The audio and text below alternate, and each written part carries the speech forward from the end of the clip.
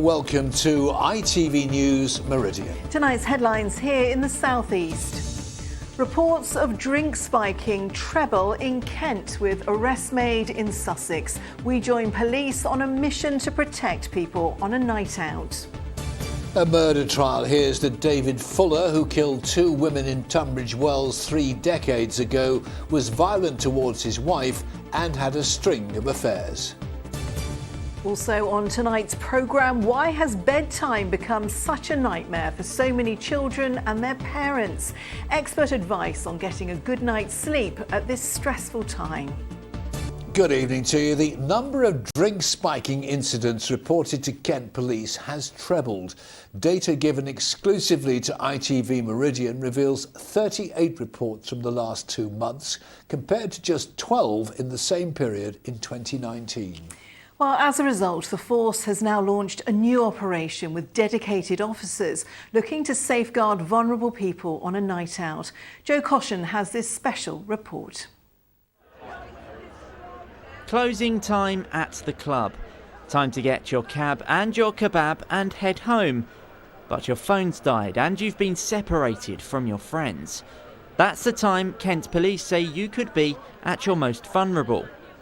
Its new operation, Safe for Autumn, sees officers working with venues, hotels and rail staff to spot and scare off anyone acting suspiciously.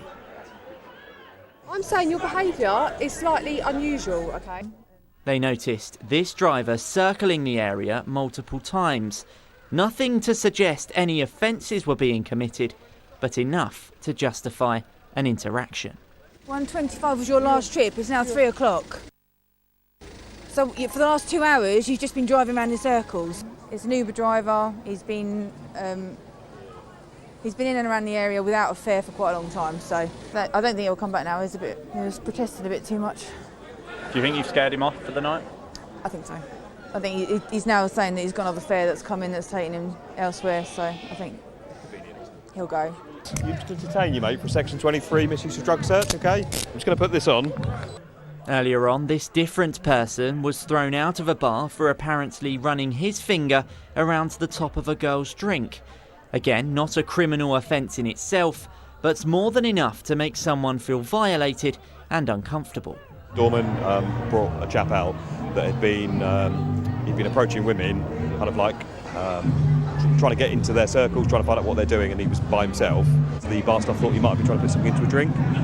He doesn't have anything on him that would do that, and I think his behaviour was probably cocaine-fueled. He hasn't got any on him at the moment, so there's no offence to arrest him for. He's just acting in a really odd, potentially opportunistic way, and with him I think we'll be paying him a visit next week to explain how odd his behaviour was, to see if there's a bit of education we can do there, and also remind him that if we see him out and about again, he'll be getting stopped and spoken with. It comes as figures given to ITV Meridian show the number of reported drink spikings has more than trebled in Kent. During the same 2-month period, there were 12 reports in 2019, compared to 38 this year. That doesn't include another 5 that were reported across the county over the Halloween weekend. This just days after a boycott of pubs and clubs across the country to highlight women's safety fears. So how do girls on a night out feel now? It's prominent everywhere, but if you're with a good group of people and you try and look out, then you can do what you can do. Seeing the police presence tonight, I was a lot more comfortable going up and down the high street and knowing that we're going. There should be more searches. Like even with us, there's no harm in patting us down or checking our bags before we go in, because it's not necessarily just men. Here's that person from the bar again. This time apparently harassing women outside the station. He was arrested on suspicion of being drunk and disorderly and was later fined. In the months ahead, the force hope their presence will be both reassuring to the public whilst also scaring away potential predators. But the challenge now is catching and convicting those who have gone on to strike or spike. Joe Caution, ITV News, Rochester. And you can see the second part of Joe Caution's special report in tomorrow's programme. Well, drink and needle spiking, of course, is a growing problem. Carolyn Sim is at Sussex Police Headquarters. And Carolyn, increased policing at pubs and clubs. That's right, they are. And it's becoming very clear that this kind of criminal activity is in fact getting much worse. Earlier today, we spoke to another victim, an 18-year-old woman who'd been clubbing in Brighton on Halloween. That's just 3 nights ago. She believes she was spiked with a needle. She had to spend the night in hospital and she's now recovering at home. I just felt like pressure in my arm, and there was like one point here that just felt a little bit sharp, not like I would never have known it was an injection at first, because I don't you wouldn't know what that felt. That doesn't really feel like anything, but it just kind of felt like a lot of pressure in one place, and like something kind of dug in me. But obviously at the time it could have been anything. I didn't know what it was. Well, Sussex police say so far they've arrested 3 people. That latest arrest was just last night. An 18-year-old man in Brighton on suspicion of spiking. He's been released on conditional bail while the investigation continues. The other 2 men are also on bail until November the 25th. And Sussex police told me earlier they hope this proves their tactics are working. So we've always been engaging with the nighttime economy, with the people that work within and the people who participate and enjoy it. However, now we're targeting our locations and the availability of officers based on the offences that are taking place and being reported. We've also increased our presence within the nighttime economy, completing specific walkthroughs of venues, liaising with partners to make sure that we're in the right place at the right time to respond to these incidents and to prevent them taking place. Well, police are urging anyone who thinks they may have been spiked to report it as soon as they can, while any substances might remain in their system, so that these offenders can be brought to justice. Good advice, Carolyn. Many thanks. Next tonight, as the Home Office vows to stop criminal gangs helping people to cross the Channel, it's been revealed the number of people who've made the journey this year is double the number of last year. Just yesterday, 456 people tried to travel to the south coast, but were either rescued or intercepted by UK authorities. In total, more than 20,000 people have attempted the crossing to Kent and Sussex in small boats this year. A man who wielded a knife inside a pub in Ashford has been jailed. Sam Wood, who's 29, produced a blade at the County Hotel where he threatened staff and other customers. When police arrived, he attempted to headbutt them. He'll spend 17 months behind bars.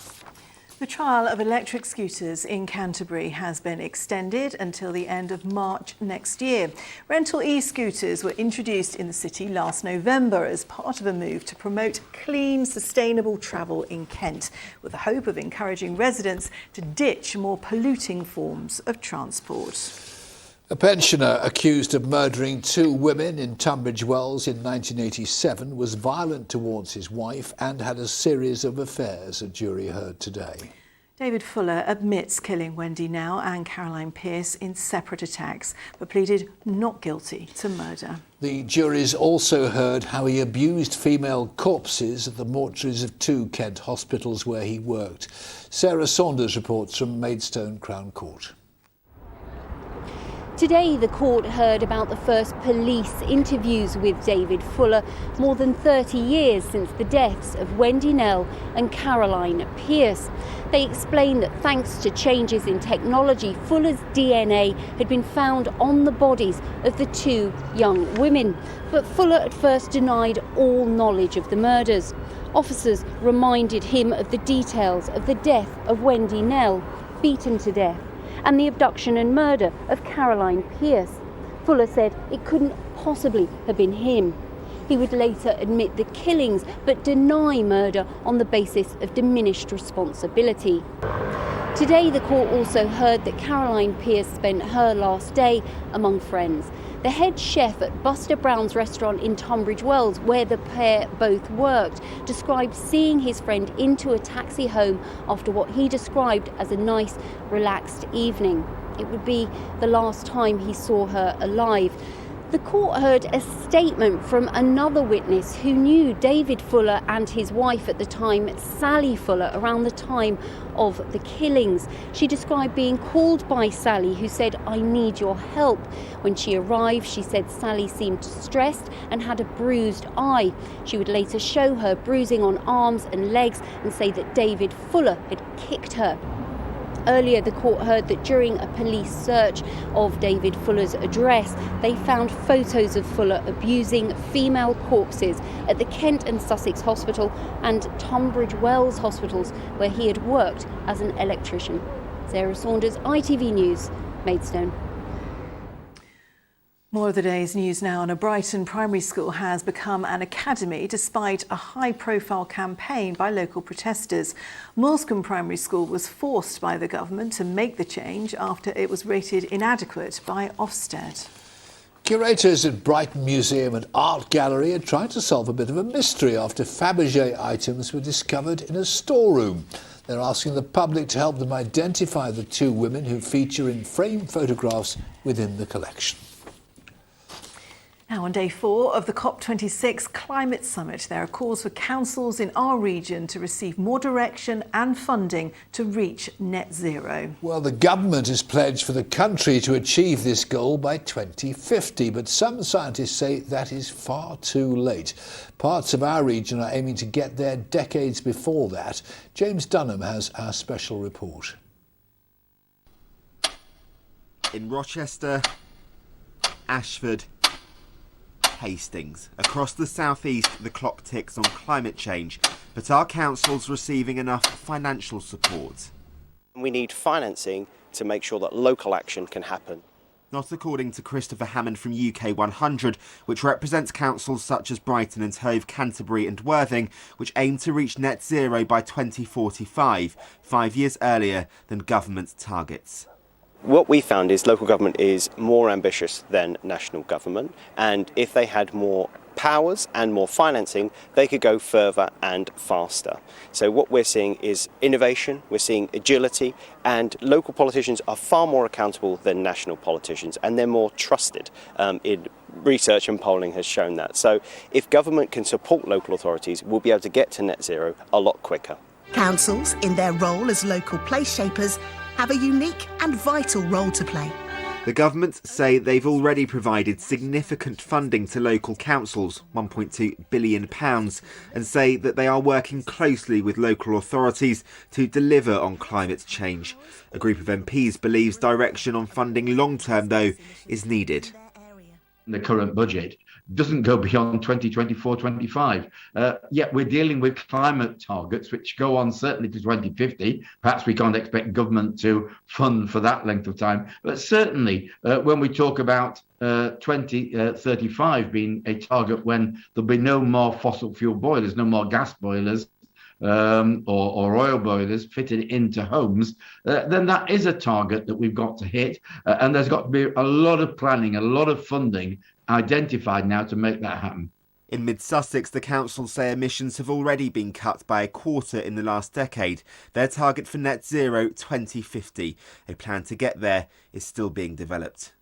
I feel we're on the back foot. We're always waiting for the government to come out with its next proposal. It's drive, not funding, that's lacking, says this councillor. Where the emissions come from in this district, 3/4 of it is from transport and from domestic housing. So obviously retrofitting would be right up there. And the transport is even bigger as a source of emissions. So there we need modal shift, what we call in the jargon, which is getting people to walk, to cycle, to use the buses and trains more. Despite the opposition feeling a lack of urgency, the council's leader insists the district is moving in the right direction. As we head towards net zero as a country, there's going to be a lot of change required and a lot of adaptation required, and that is going to come with a price tag. And so that's going to have to be really factored into every decision that we make. And going back to the original point, that's why it's really important that we have a really tangible, costed, worked-through plan to get to net zero, rather than just making a sort of pledge that isn't backed up by anything. Dr. Melissa Lazenby is a climate change lecturer at Sussex University. It's really now or never. She tells me every penny put in now will prevent future problems. From local level all the way up to national and international level to address this. So what have we got on the screen up top there? So on the screen we've got global temperatures annually. that trend is very much an increasing trend. And if you look to the last 20 years, people are now experiencing more flooding, more extreme events, heavier rainfall. So acting and reaching those targets 10 or 20 years before 2050, that actually would make a difference? Yes, that would 100%. We should be throwing everything we can essentially at this. We need to put more money into addressing the problem because the cost of it later will be exorbitantly larger. James Dunham, ITV News. Yes, you are watching ITV News here in the Meridian region. Thank you so much for choosing us. Coming up, the sport and the weather and how to have a less stressful time at bedtime with the kids. And of course, you can find more on today's top stories in our region throughout the day and evening on our website. Go to itv.com/Meridian. You can call us on this number, 0808 1010 095. And of course, you can also follow us both on Facebook and on Twitter.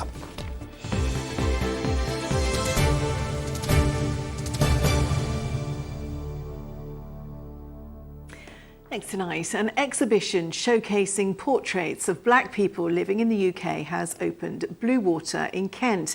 Its creator describes it as a symbolic moment after he was wrongly accused of theft at the shopping centre earlier this year. Portrait of Black Britain by Londoner Cephas Williams aims to celebrate identity and diversity while also highlighting everything we all have in common. Helen Keenan's been to find out more. Tell me a little bit about the people featuring these portraits. Well, you've got people from, all over. Designed to show the humanity in diversity. This is probably the most important thing I've done in my life to date. This photography project is a celebration of identity, and the aim is to create the largest collection of photographic portraits of black people in the UK. I don't really have a favourite image, do you know what I mean? I think all of the images speak to me in a different way, and it's very privileged to be able to have done something like this in my lifetime. The first phase of Portrait of Black Britain. The Portrait of Black Britain exhibition is at Bluewater in Kent. Cephas describes it as a symbolic moment, showcasing his work at the same shopping centre he was once wrongly accused of theft, an incident the owner has since apologised for. He ran up to me, grabbed me from behind. I thought I was being attacked. So I look at him, I see the badge, and he says, did you buy those products? And I said, yes. As a human being, I should have complained at that point. But because as a black man, I'm used to that. It's kind of like, oh, he's grabbed me. If I tell him I paid and keep it moving, he'll be all right. Which is, we shouldn't really have to even think like that. The names of those who feature in the collection are etched on the wall. So far, there are 220. Leon came along today to see his. It feels special, it feels unique, it feels powerful. So was this quite an emotional experience for you then? Definitely. I did feel emotional kind of seeing that, along with all the other photographs, because it's a collection of Black Britain, that's what it's about, and it's about people being together, standing together and really making that bold impact. For Cephas, his art also has a message and hopes it will inspire change. People throw out the word diversity so much that I feel like it's lost its actual meaning. And you often see diversity as something other than or different than, and it's never really showing where we have things in common. And so I say Portrait of Black Britain as a body of work shows the humanity in diversity. London is just the first step. The plans to grow the collection to 1,000, showcasing his exhibitions and message across the UK. Helen Keenan, ITV News.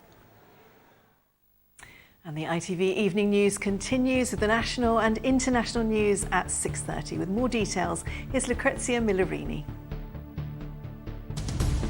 The shocking scale of the UK's social care crisis.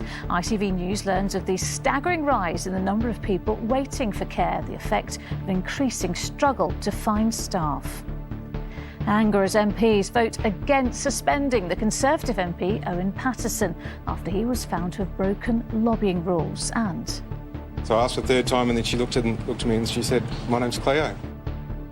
a family now whole again. The remarkable rescue of 4-year-old Cleo Smith in Australia, missing for almost 3 weeks. Join me for those stories and more at 6:30. We will, thank you very much indeed. Now, nightly bedtime battles can be exhausting for parents and children, but new research shows that almost a quarter of parents say they find their children's bedtime routine stressful. I'm one of them. Well, experts say it's down to raised levels of anxiety across the region, and they're advising us all to get outside in the fresh air as much as possible. Catherine Walker has been finding out more. Every parent dreams of finding that perfect bedtime routine. Marley, can you go, ah? In Brighton, Persephone and Marley are struggling to sleep, and that means the entire family is feeling tired. It's just when you got Persephone into bed and you think you're about to close the door when she might suddenly say, oh, I just need one more lullaby, or I want to say one more goodnight thing. So there's never a break, and that after a while, I have definitely struggled with that. New research seen by ITV shows that 21% of parents find their child's bedtime routine stressful. 16% even described it as upsetting. Experts say this is down to increased anxiety and stress around the pandemic. And with many of us still working from home, routines have changed and bedtimes are getting later. Children, they pick up on our energy, they pick up on our anxiety levels, and they can pick up on our routines as well. So I think we all need a little bit of a reset. We need to get back to setting some good healthy routines and healthy boundaries about the time we go to bed and the habits that we have before we go to bed, so that we can really get that good sleep that we need as we go into the winter months. Right then, should we jump into bed? Phoebe works as a consultant for families struggling with sleep. She says what we do in the day makes a big difference in the evening. I think number one is during the day, making sure they're getting loads of exercise and loads of exposure to natural light. That will just naturally help their body get used to day and night. So when it comes to bedtime, they're ready for bed. That they're eating a healthy, balanced diet, that they're not having too much sugar or caffeine in things like energy drinks or chocolate, especially kind of too close to bedtime. That can have a big impact. And to just try and reframe them and look at them as a point of time with your child where you're having some time together at the end of the day. Rest is important for our mental and physical health. For families struggling to get a good night's sleep, help is available to stop bedtime being such a nightmare. Catherine Walker, ITV News. Top tips there. We all need them. Hello there. Very good evening to you. Today across the region there has been some welcome spells of sunshine, and for most of us this morning a very cold start. In fact, we did see a touch of frost. Temperatures got down as low as -1 degree Celsius, but a beautiful photo sent in from Peter earlier on today, but for all of us too it has still felt rather cold with that rather keen northerly wind blowing. Now as we go through this evening and overnight, we've still got high pressure out towards the west. That will continue to feed in this northwesterly airflow, so still the risk of a few showers peppered across eastern parts of the region through tomorrow, and still with that northerly breeze it will make it feel rather chilly as well. So through the rest of this evening and overnight we've got the clearing skies, and with that breeze holding up tonight it will prevent any mist and fog patches developing. The atmosphere continues to stay fairly well mixed, and actually that means by dawn tomorrow, yes, we should be largely frost free, apart from some places towards the likes of Crawley may just get down a little bit closer to freezing. We start tomorrow then on Thursday. Yes, there'll be some spells of sunshine through the day, a little bit more cloud as we work into the afternoon, and still the rogue chance of seeing 1 or 2 showers across the large eastern part of the region, the far eastern part there, and top temperatures 9 to 10 degrees Celsius. But when you add on the strength of the wind through tomorrow, it will feel more like 6 or 7 degrees. Now here times of high water, looking at Dover there tomorrow at 5 minutes past 10 and 24 minutes past 10 tomorrow evening. As we head towards the weekend, high pressure still begins to take control of weather across the southern half of the country, but this weather front here pushing its way in through Saturday across the northern half, and eventually that will push its way southwards too. So as we go through the rest of the next few days and into the weekend, we hold on to some sunny spells at times, a touch more cloud in the forecast for Saturday and Sunday. The change in the wind direction will make it feel milder for all, but there will be some rain Saturday night and into Sunday. Bye-bye. And in just a moment, the ITV Evening News with Lucrezia Millerini. Stacey's got our late news tonight at exactly 10:31. I'll be there with the hot water bottle and the cocoa. Can't wait. But in the meantime, from everyone here at ITV Meridian, thanks for watching. Enjoy your evening. Take care. Good night. Bye-bye.